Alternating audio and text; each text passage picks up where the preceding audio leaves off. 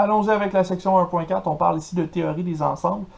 Pourquoi est-ce qu'on parle de théorie des ensembles alors qu'on parle de probabilité? Ben, tout simplement parce que la théorie des ensembles va nous permettre de construire les ensembles de nos événements, construire les ensembles de nos possibilités, et avec ça, on va pouvoir faire des calculs sur ces ensembles-là pour obtenir exactement les probabilités qui nous intéressent.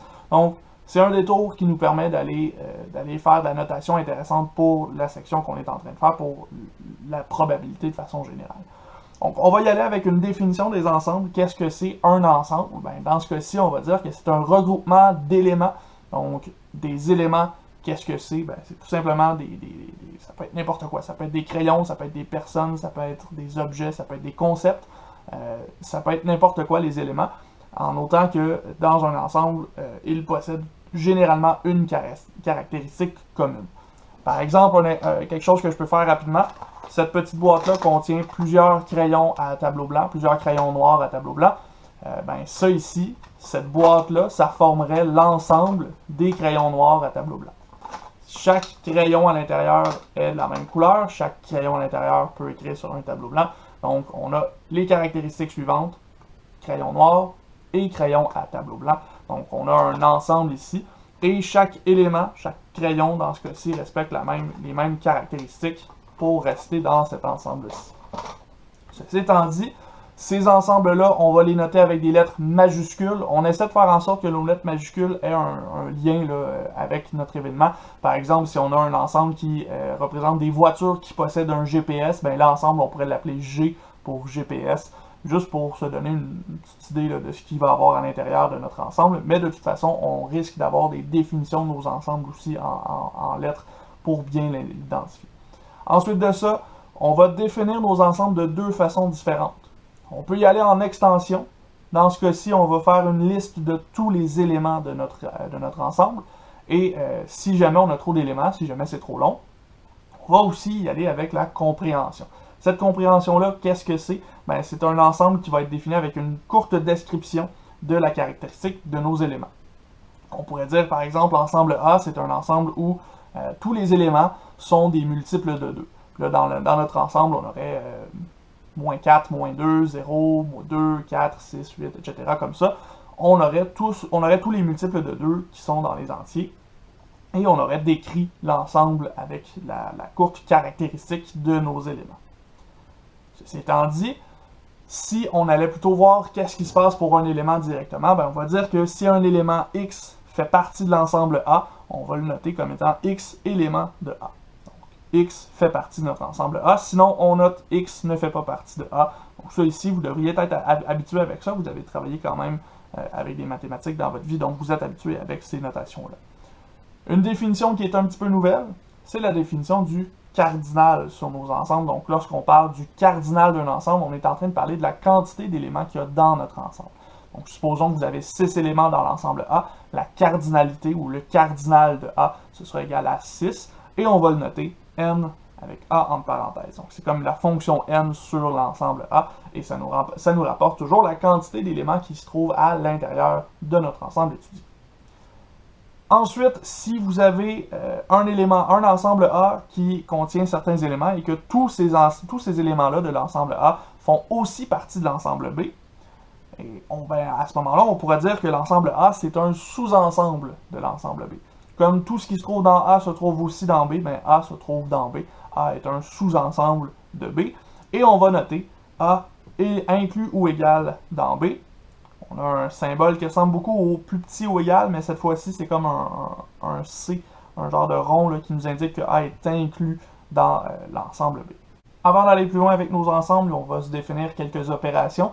Ces opérations-là, on va en définir 3, puis ensuite de ça, on va définir des ensembles particuliers et une dernière opération qui va traiter des ensembles qu'on va s'être définis. Donc, on y va avec l'union de deux ensembles. Donc, l'union, c'est simple, on va regrouper tous les éléments de nos deux ensembles en un seul ensemble qu'on va appeler A union B. Donc, un genre de U ici qui est entre le A et le B.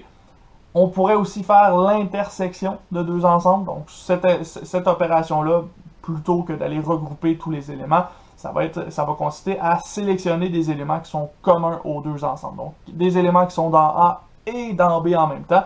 Et on va le noter A inter B, donc l'inverse du symbole de l'union, on va dans l'autre sens. Et par la suite, on pourrait aussi définir la différence de deux ensembles. Puis cette opération-là, ben, ça va consister à retirer de notre premier ensemble tous les éléments de l'ensemble de notre deuxième ensemble pour en construire un plus petit. On va noter cette différence-là comme étant A sans B. Donc de cette façon-là, on a trois façons d'opérer sur nos ensembles. On se donne un exemple rapide pour pouvoir bien visualiser ces opérations-là. On commence avec l'ensemble A qui est 1, 2, 3, 4, 5, l'ensemble B qui est 1, 3, 5, 7, 9. Et dans ce cas-ci, ben, on va faire l'union entre A et B. Ça veut dire que je vais aller chercher les éléments de A et les éléments de B, puis je vais mettre ça ensemble dans un seul ensemble ici. Donc, dans A, j'ai 1, 2, 3, 4, 5. Dans B, j'ai 1, il est déjà là. 3, il est déjà là. 5, il est déjà là. 7, il n'est pas là. Et 9, il n'est pas là. Donc, mon ensemble uni, ça se trouve à être 1, 2, 3, 4, 5, 7 et 9. De l'autre côté, si je vais plutôt chercher l'intersection entre A et B, je vais aller trouver quels éléments sont dans A et dans B en même temps. Donc, j'ai le 1 dans A qui est aussi dans B. 2 est dans A mais n'est pas dans B, donc il ne sera pas dans mon intersection. 3 est dans A et il est dans B. 4 est dans A mais pas dans B. 5 est dans A et il est dans B. Comme il n'y a plus d'éléments dans A, ben, je peux arrêter tout de suite. J'ai trouvé l'intersection de A et B qui se trouve à être 1, 3, 5. Finalement, il me reste la différence à essayer avec A et B ici. Donc, je vais aller chercher l'ensemble A. 1, 2, 3, 4, 5. Et je vais aller retirer de cet ensemble-là tout ce qui se trouve dans B. Donc, 1 se trouve dans B, ça veut dire que j'enlève le 1. 3 se trouve dans B, donc j'enlève le 3. 5 se trouve dans B, donc j'enlève le 5. Et après ça, 7 et 9 ne se trouvent pas dans A, donc j'ai fini. Je retrouve un ensemble beaucoup plus petit qui se trouve à être seulement l'élément 2 et l'élément 4 dans cette situation. Quelques définitions maintenant. Deux ensembles en particulier, pardon, qui vont nous permettre d'aller construire un autre ensemble. Donc, l'ensemble vide, qu'est-ce que c'est? Ben, son nom le dit, hein, c'est un ensemble qui va être vide. C'est un ensemble dans lequel il n'y aura aucun élément. Et cet ensemble-là, on va le noter avec un cercle qui a une barre oblique qui le traverse, ou deux accolades ouvertes et fermées avec aucun élément entre les deux. L'ensemble vide va nous aider notamment à faire des analyses probabilistes lorsqu'on va travailler sur les probabilités un petit peu plus tard. L'ensemble universel maintenant, qu'est-ce que c'est? Ben, c'est l'ensemble qui contient tous les éléments qui sont pertinents à un contexte. On va appeler cet ensemble universel-là, on va souvent l'utiliser lorsqu'on a plusieurs ensembles différents, A, B et C, disons, puis on va regrouper tous ces éléments-là ensemble pour former U, qui va être notre ensemble universel. On va voir dans un exemple tantôt qu'est-ce qui pourrait être considéré comme un ensemble universel. Et cet ensemble-là, on va le noter avec la lettre majuscule U. Vous allez peut-être voir dans d'autres ouvrages la lettre grecque oméga. C'est une lettre qu'on utilise souvent, mais nous, on va utiliser U dans ce contexte-ci. Et lorsqu'on sera en théorie des probabilités, on va utiliser plutôt S majuscule pour l'ensemble universel de nos probabilités. Ceci étant dit, avec ces deux ensembles-là, on peut définir quelque chose d'intéressant. On peut parler d'ensembles qui sont disjoints. En effet, si on a A et B qui n'ont aucun élément en commun, ben, ces ensembles-là vont être disjoints. On pourrait écrire ça de la façon suivante. Si l'intersection entre A et B est égale à l'ensemble vide, ben, on va avoir que A et B sont disjoints. En effet, hein, si vous avez rien qui est dans A et dans B en même temps, donc l'ensemble vide, ben, évidemment, vous êtes en train de définir des ensembles qui sont disjoints. Ensuite, on peut définir ce qu'on appelle le complément d'un ensemble. Complément d'un ensemble, qu'est-ce que c'est? Ben, ce sera l'ensemble de tous les éléments qui ne font pas partie de notre ensemble qu'on est en train d'étudier. Par exemple, si vous avez l'ensemble A, et que vous voulez trouver le complément de A, vous allez aller chercher tous les éléments qui ne sont pas dans A, mais qui sont quand même dans le contexte. On pourrait écrire ça, on pourrait noter le complément de A comme étant A', A avec un apostrophe, et on le définit comme étant l'ensemble U sans les éléments de l'ensemble A. Donc U sans A. On utilise la différence pour définir le complément d'un ensemble. On se donne un court exemple pour voir qu'est-ce qu'on vient de définir dans cette situation-ci. Donc on s'est donné deux ensembles. L'ensemble V qui représente les voyelles de la langue française A, E, I, O, U, Y, et ensuite l'ensemble C qui représente les consonnes de cette même langue française-là. Dans ce cas-ci, on pourrait aller chercher le cardinal de l'ensemble V et le cardinal de l'ensemble C. On a combien de voyelles? On en a 6, donc le cardinal de l'ensemble V, 6. Et le cardinal de l'ensemble des consonnes, combien il y a de consonnes? Ben, il y en a 20. Donc, on a un cardinal qui est égal à 20.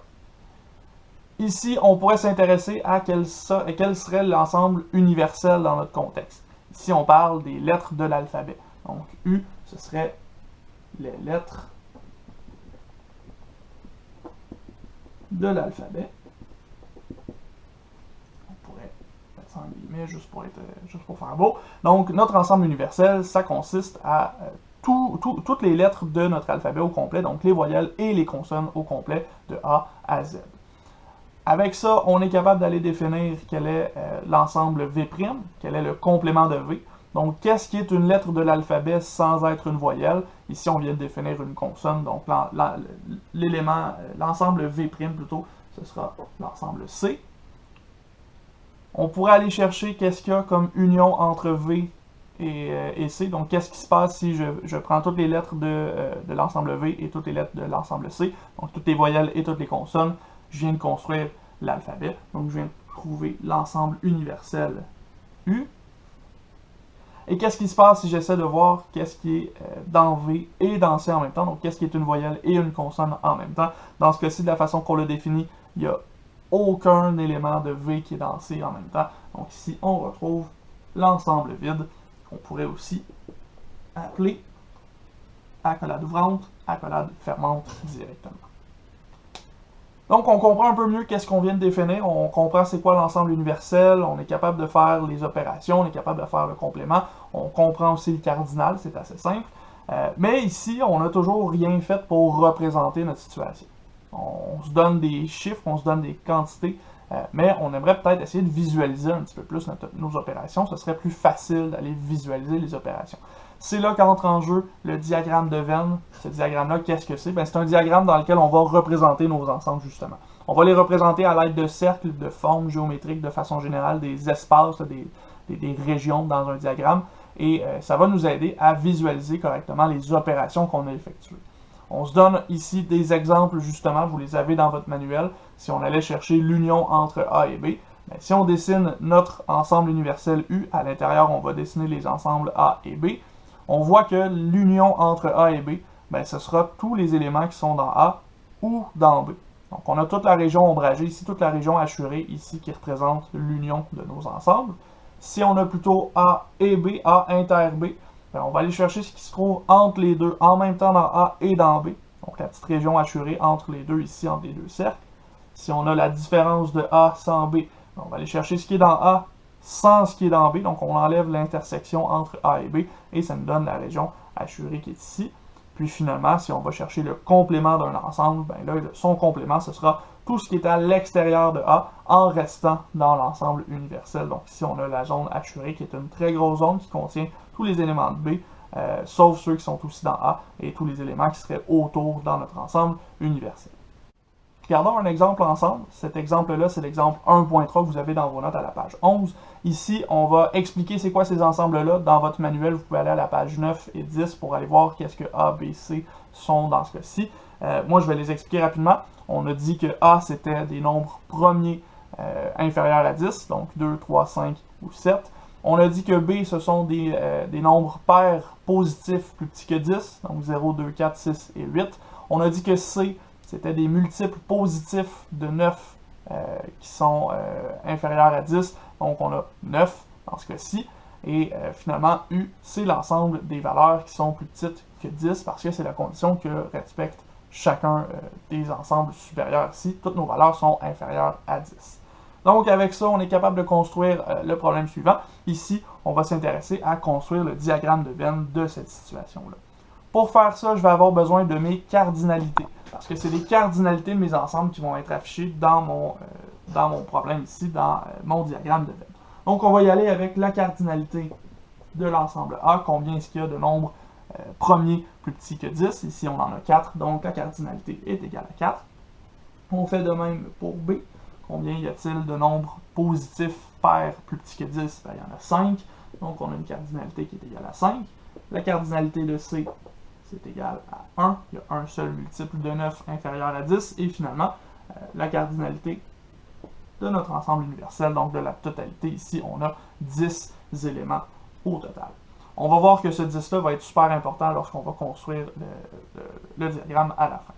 Donc, dans ce cas-ci, avec ça ici, avec ces cardinalités-là, j'aimerais construire qu'est-ce qui va se trouver dans chacune de mes zones dans mon graphique, dans mon tableau ici.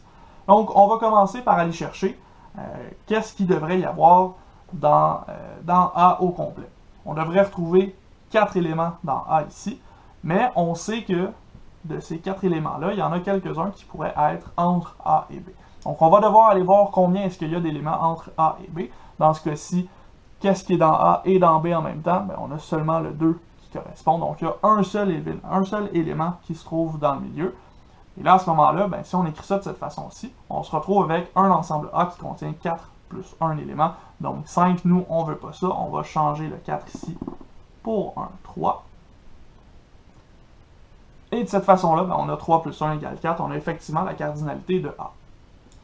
On fait la même chose pour le B. Dans le B, on sait qu'il y a 5 éléments au total. On en a un qui est déjà placé dans le milieu. Donc on va enlever 1 à cette valeur-ci. Donc on a 4 éléments qui sont dans B, dans la grande partie de B.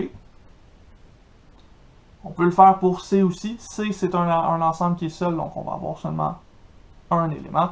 Et là, à ce moment-là, on veut s'assurer que notre diagramme fonctionne, donc on va aller additionner toutes les valeurs qui nous sont présentées ici.